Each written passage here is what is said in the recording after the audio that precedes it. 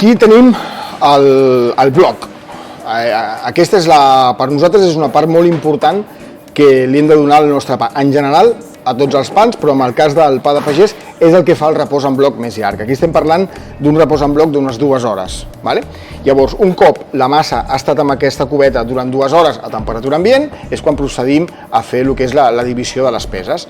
I, bueno, bàsicament és tirar la pasta a sobre de la taula de treball, dividir, i a partir d'aquí és preformar, li tornem a donar un repòs d'uns 30-45 minuts preformats i a partir d'aquí ja formem la peça i ja la passem a fermentació fins l'endemà, que és quan es cou. Per nosaltres què és important?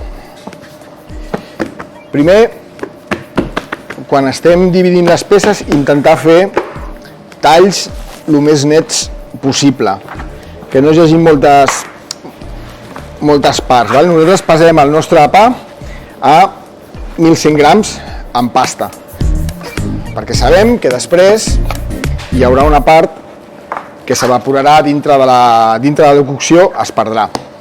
Llavors, per això nosaltres, perquè el nostre pa tingui un pes adequat, inflem el pes. I bàsicament és dividir,